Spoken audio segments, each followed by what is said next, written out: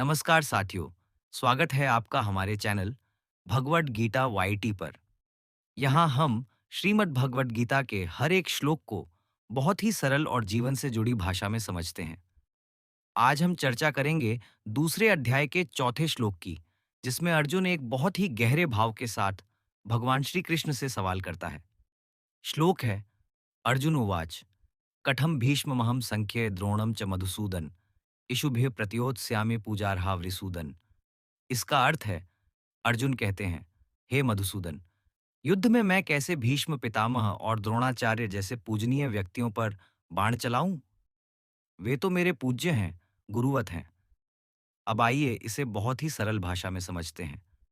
अर्जुन इस समय बहुत ही भावुक अवस्था में है। युद्ध का मैदान है, पर उसका मन युद्ध करने को तैयार नहीं है। वह अपने सामने अपने ही परिवार को, अपने गुरुओं को, अपने रिश्तेदारों को खड़ा देखता है। और अब वह भगवान श्री कृष्ण से पूछता है, हे कृष्ण, मैं कैसे इन पूजनीय लोगों पर बाण चला सकता हूं? यह सवाल सिर्फ युद्ध का नहीं है। यह सवाल उस नैतिक द्वंद्व का है जो हम सभी कभी न कभी अपने जीवन में महसूस करते हैं, जब हमारा कर्तव्य और हमारी भावनाएं आमने सामने खड़ी हो जाती है। जब हमें किसी सच्चाई के लिए खड़ा होना होता है, लेकिन सामने वो लोग होते हैं जिन्हें हम प्यार करते हैं, जिनका हम आदर करते हैं। अर्जुन के मन में यही द्वंद्व चल रहा है। एक तरफ धर्म युद्ध है और दूसरी तरफ भीष्म और द्रोण जैसे पूज्य जन हैं।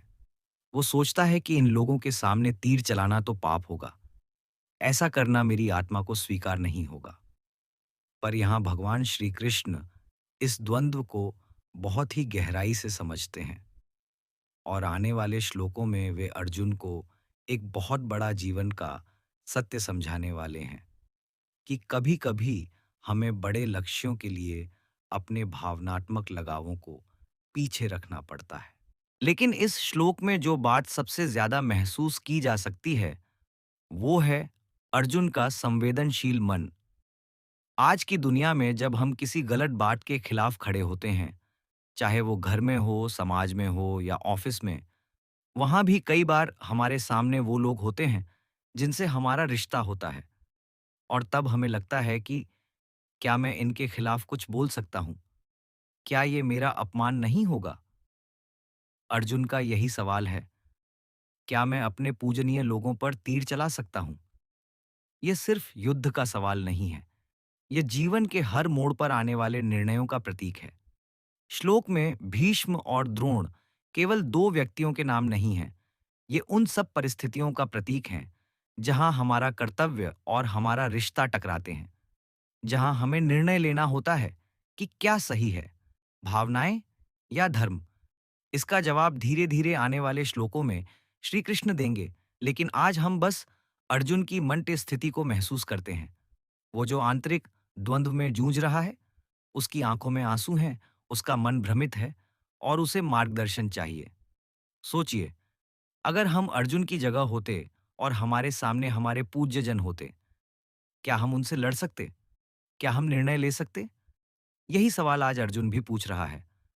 यह श्लोक हमें सिखाता है कि किसी भी बड़े निर्णय से पहले भावनाएं आ सकती हैं, द्वंद्व हो सकता है, लेकिन यह स्वाभाविक है। और ये भी कि मार्गदर्शन की आवश्यकता होती है। जैसे अर्जुन को श्री कृष्ण का साथ चाहिए, वैसे ही हमें भी किसी सच्चे मार्गदर्शक या आत्मचिंतन की जरूरत होती है। श्लोक में अर्जुन श्री कृष्ण को मधुसूदन और वरिसूदन कहकर बुलाता है। ये नाम प्रतीक हैं उस शक्ति के जो बुराई को खत्म करती है। तो अर्जुन मानता है कि श्री कृष्ण में वो शक्ति है जो उसे इस मानसिक भ्रम से निकाल सकते हैं।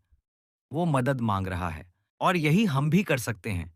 जब भी हमें किसी निर्णय में संदेह हो, जब मन उलझ जाए, तो हमें भी किसी ऐसे का सहारा लेना चाहिए जो सच्चा हो, धर्म को जानता हो और जो हमारे कल्याण की भावना से हमें मार्ग दिखाए।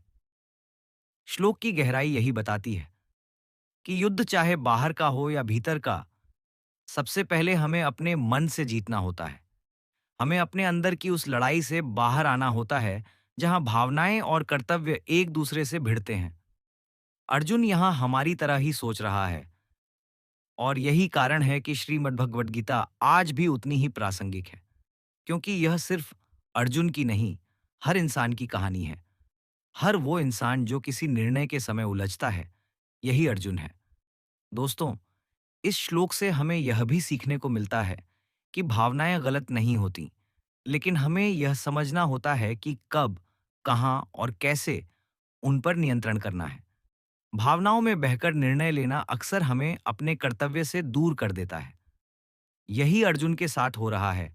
वो युद्ध से भागना चाहता है, लेकिन श्री कृष्ण उसे कर्तव्य की ओर वापस लाने वाले हैं। और इस पूरी गीता का सार यही है, कर्म करो, सही करो और बिना मोह के करो। तो साथियों, ये था आज का श्लोक। बहुत ही भावनात्मक, बहुत ही इंसानी सोच से जुड़ा हुआ। उम्मीद है आपको ये समझ में आया होगा और आपने अपने जीवन से भी इसे जोड़ा होगा।